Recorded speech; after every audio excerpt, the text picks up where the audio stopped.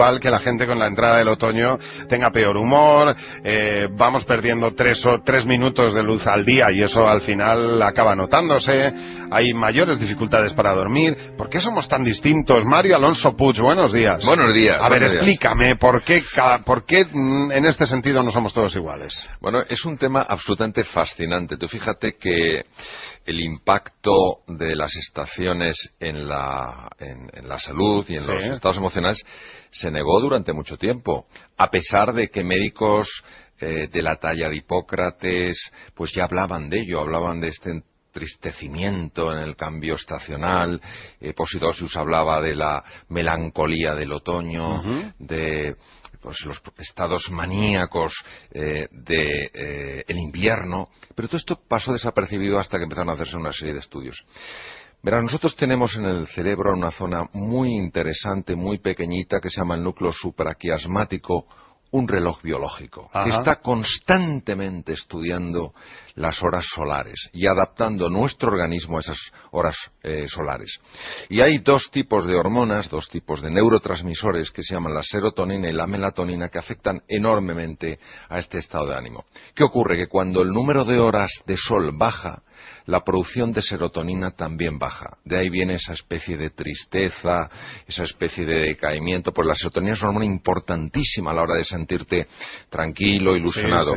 Y sube la dopamina. Cuando sube la dopamina porque hay más horas de oscuridad, baja la temperatura. La bajada de la temperatura afecta muchísimo al estado de ánimo. ¿Qué ocurre? Que la bajada de la temperatura que tiene que ocurrir por la noche es importante en los procesos de recuperación del cuerpo. De hecho, la melatonina es una hormona muy agresiva contra los tumores y muy potenciadora del sistema inmunológico. Pero fíjate qué cosa tan curiosa, como la subida de una hormona que de alguna manera es natural, también afecta al estado de ánimo de una persona. Oye, te voy a hacer, luego profundizamos un poco en esto. ¿Vale de algo, voy a hacer un comentario aparte, ¿vale de algo en esas cápsulas de melatonina que están...? Le voy a preguntar yo, ¿y si no se puede uno aplicar serotonina? Eso no se vende, ¿no? No, la serotonina no, pero la melatonina sí que están vendiéndose ahora en cápsulas para dormir. Yo no sé si esto se puede... Pues fíjate, respecto de la serotonina, cuando hay situaciones de esto que se llama el TAE, el trastorno afectivo estacional, cuando es muy intenso y la persona realmente lo está pasando muy mal y por supuesto que tiene que pedir atención especializada, pues se utilizan a veces antidepresivos que lo que hacen es subir los niveles de serotonina en el cerebro. Respecto a la utilización de la melatonina, pues, por ejemplo, en Estados Unidos está autorizada una dosis mayor, en Europa, en los países comunitarios, una dosis menor. Sí se sabe que la melatonina es un buen inductor del sueño. Personas, por ejemplo, que tienen pues desarreglos en lo que se llama los ritmos circadianos, estos ritmos que suben y bajan de determinados niveles hormonales, la melatonina, al actuar precisamente sobre ese pequeño núcleo, el núcleo supraquiasmático, puede rectificar el insomnio. Y por eso tomar melatonina para personas que tienen insomnio pues puede ser una buena ayuda. O sea que sí que puede venir bien en un momento dado. Sí. Sobre todo para las personas que, como dices tú, pues a lo mejor van cambiando de horario. Están un mes de noche, otro mes de mañana. Temas de turnos, etcétera. Lo que también es muy importante, Javi, es tener en cuenta que el ser humano tiene muchas dimensiones. No solo es una dimensión física, tiene también una dimensión psicológica, social, emocional, espiritual. Y hay que tirar de todas estas dimensiones para estar bien. Por ejemplo, es curioso que una persona que hace ejercicio físico sube los niveles de serotonina.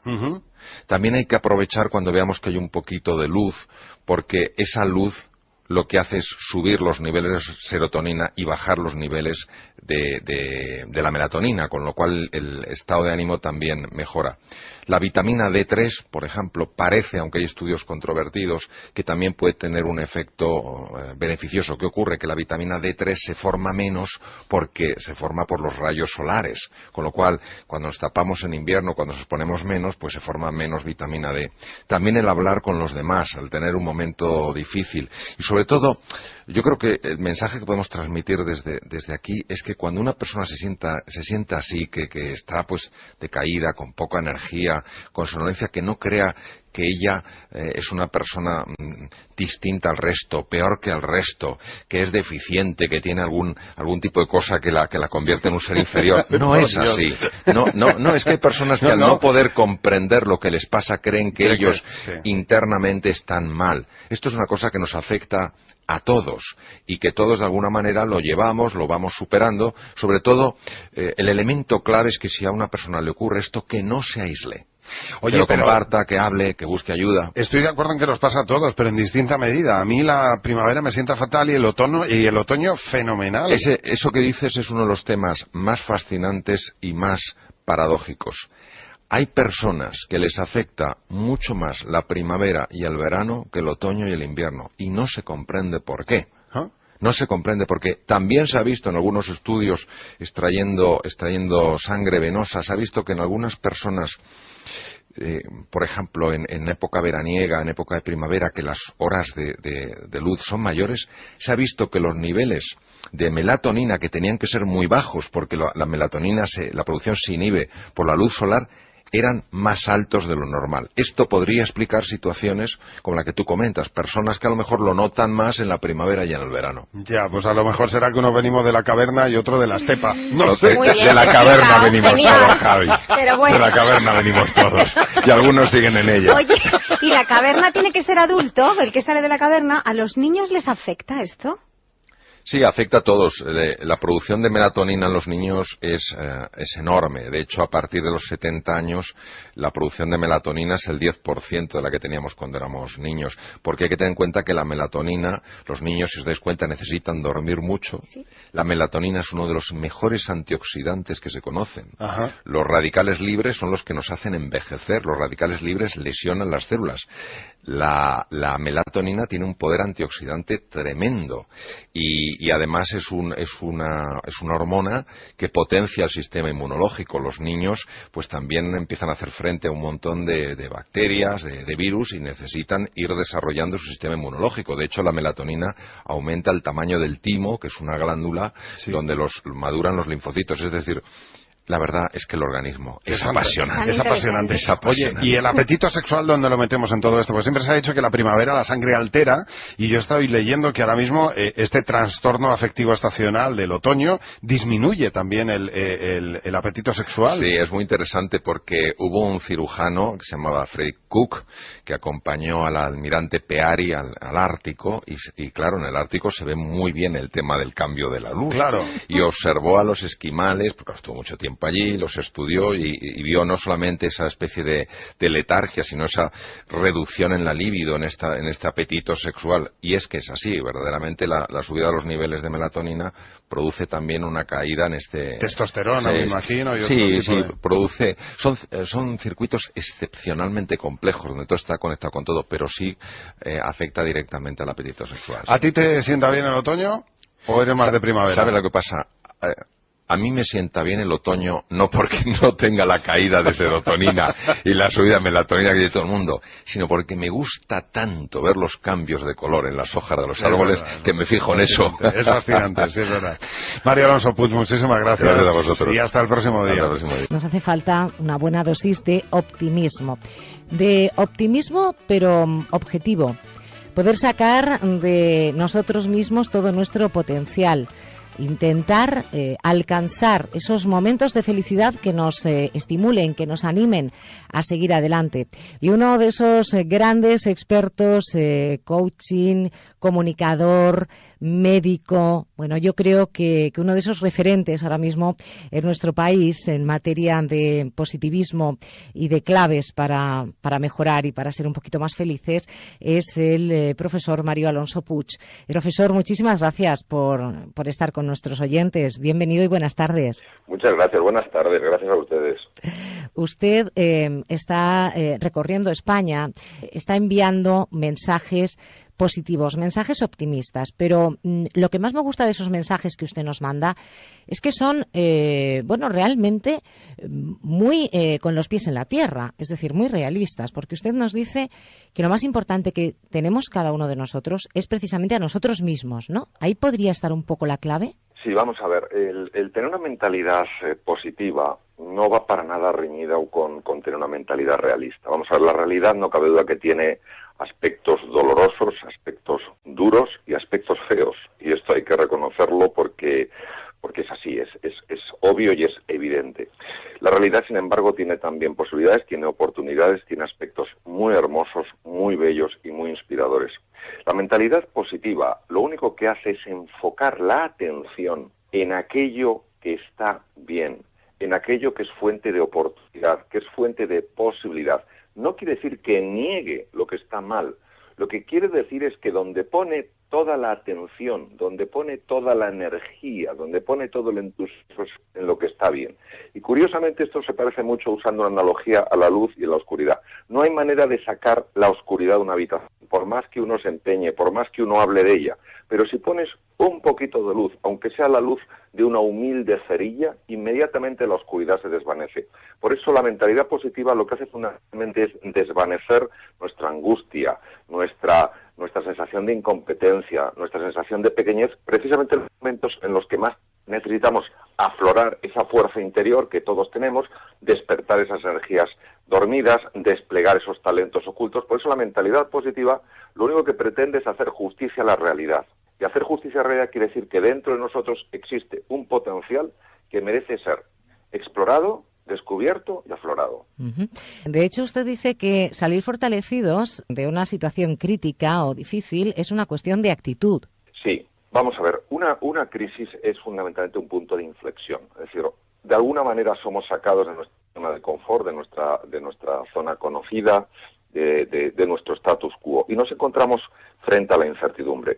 Frente a la incertidumbre, frente al cambio profundo, muchas veces no consultamos a nuestra verdadera realidad, a nuestra fuerza interior, consultamos a la impresión que tenemos de nosotros mismos.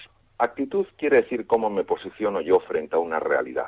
Cuando esta realidad es difícil, cuando esta realidad es muy desafiante como la actual, la actitud es cómo yo me posiciono frente a esa realidad difícil. ¿Me posiciono como alguien que la rechaza, como alguien que la detesta, o me posiciono como alguien que dice, de acuerdo, ahora no sé cómo manejarme, pero si persisto, si busco alternativas, si sigo adelante, si no tiro la toalla, seguro que encuentro un camino. Por eso la actitud es lo que nos lleva a la aptitud.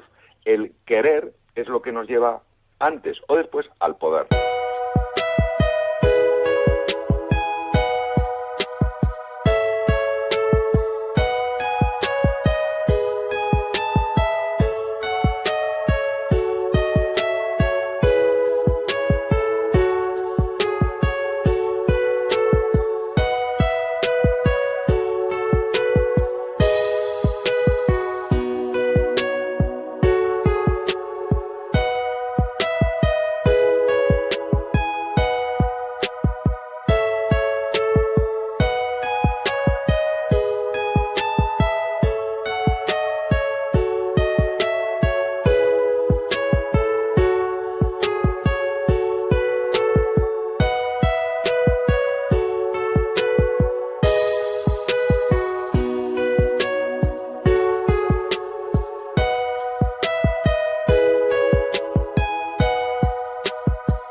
También ha comentado usted en alguna ocasión, y lo refleja así en sus libros, que a veces buscamos excusas para no reflexionar. ¿Qué quiere decir con esto?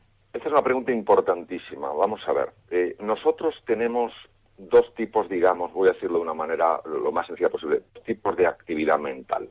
Tenemos una actividad mental superficial, que es el pensamiento habitual. Es un pensamiento automático. Pensamos las mismas cosas, decimos las mismas cosas, sentimos las mismas cosas, experimentamos las mismas cosas. No puede haber transformación interior mientras que pensemos las mismas cosas, sintamos las mismas cosas, hagamos las mismas cosas y experimentemos las mismas cosas.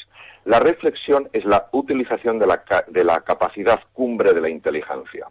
La palabra inteligencia quiere decir capacidad de penetración en la profundidad de las cosas, en la realidad de las cosas. La reflexión es el proceso donde una persona se mete en su propio interior, bucea en su interioridad y entra en contacto con un espacio que es fuente de posibilidades. Es verdad que como no estamos acostumbrados a pensar con rigor, esto es con profundidad, con anchura y con alcance, sino que nuestro pensamiento es muy automático, cuando hacemos este ejercicio de reflexión nos parece que estamos perdiendo el tiempo, nos molesta el silencio, nos molesta la sensación de vacío. Yo animo muchísimo a las personas a que dediquen 5 o 10 minutos a entrenarse cada día en esto, en buscar un espacio de silencio, un lugar donde no sean molestados, y penetrar en su interior, hacerse preguntas, buscar dentro, es espectacular. Lo digo literalmente, espectacular lo que encontramos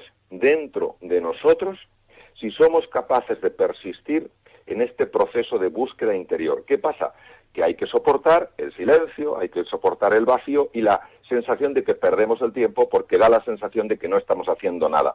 Bueno, es como el leñador que no afila su hacha. Si no afilas tu hacha a través de la reflexión, es muy difícil que puedas...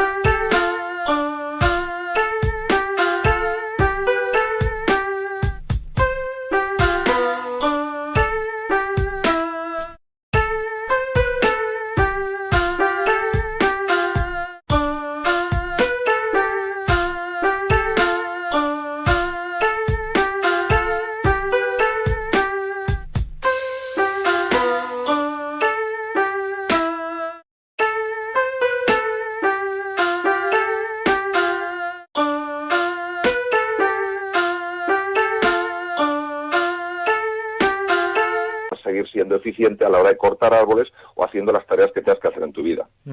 Hay otro aspecto, profesor, que usted insiste, y es el del pensamiento positivo. Lo ha dicho también hace apenas unos minutos. Incluso el pensamiento positivo es capaz de fortalecer el sistema inmunitario. Es decir, pensar en positivo nos puede ayudar a mejorar nuestra salud física.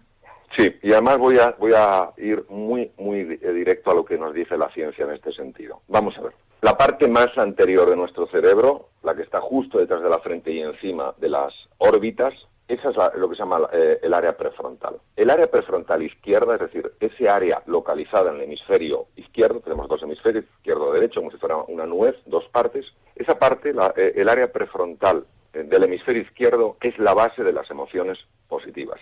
Se sabe que cuando se sonríe, cuando se intenta encontrar el lado positivo de las cosas, cuando se es generoso, cuando se es compasivo, cuando se vive con ilusión, se sabe, porque se ha podido observar utilizando técnicas de neuroimagen muy sofisticadas, se sabe que este área aumenta de tamaño, es decir, las conexiones se hacen más ricas, hay una mayor neuroplasticidad y toda esta zona, toda este área dedicada a las emociones positivas en el lóbulo prefrontal, digamos que se expande, para entendernos. Bien, la expansión de la zona prefrontal izquierda, la parte dedicada a las emociones positivas, tiene de entrada dos efectos que se han documentado muy bien y en distintos estudios magníficamente llevados a cabo. La primera es una reducción del miedo. Cuando se fortalece esta zona, hay un fascículo que se llama el fascículo uncinado, que conecta la zona prefrontal con los núcleos amigdalinos del cerebro, que es donde se genera el miedo, y ejercen una actividad inhibitoria, es decir, reducen la actividad de la amígdala, es decir, reducen nuestro miedo. Esto es fundamental cuando hacemos frente a la incertidumbre, cuando hacemos frente a la ambigüedad y al cambio. Es decir,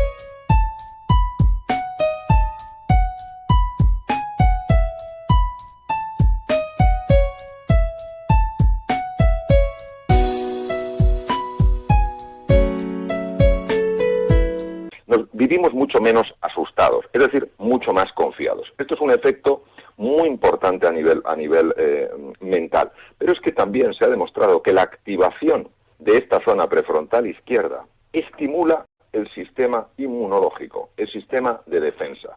los leucocitos, los linfocitos, es decir, todas aquellas células que nos protegen frente a agresiones por bacterias, por virus y por tumores. Es decir, no cabe duda hoy, en base a la ciencia más moderna que existe, que tener una actitud positiva en la vida, a pesar de la dificultad, a pesar de los obstáculos, favorece que tengamos confianza porque reduce físicamente nuestro miedo y además potencia nuestra salud porque amplifica la función del sistema inmunológico. Me queda una última pregunta. Hemos hablado de reflexión, hemos hablado de pensamiento positivo y de cómo esto puede cambiar nuestro entorno, incluso pues hacer que nuestra incertidumbre y nuestro miedo se vaya desvaneciendo. Usted habla mucho de sonreír y de sonreír a nosotros mismos y a los demás como una clave para una comunicación positiva. Pero cuando una persona está triste y realmente no le nace esa sonrisa, ¿qué se puede hacer? ¿Cuál sería su consejo para esas personas que ahora mismo nos escuchan y dicen, si es que yo era una persona alegre, pero desde hace un tiempo no sé qué me pasa, me han superado los problemas o la situación en la que me encuentro, yo quisiera sonreír, pero no sé cómo hacerlo? Entiendo perfectamente a las personas que digan esto, porque tiene todo el sentido del mundo. No es fácil sonreír cuando las cosas no están saliendo bien. No es fácil sonreír cuando uno está teniendo dificultades, se están encontrando con grandes obstáculos. Lo que les diría es lo siguiente: hagan lo que puedan con lo que les quede. Es decir, posiblemente en ese momento no pueden hacer lo que se llama la sonrisa auténtica de Duchenne, que es la sonrisa cuando una persona está verdaderamente alegre, pero que hagan todo lo posible para mover su cara en el sentido de esbozar una sonrisa. El cerebro humano está extraordinariamente conectado con la música.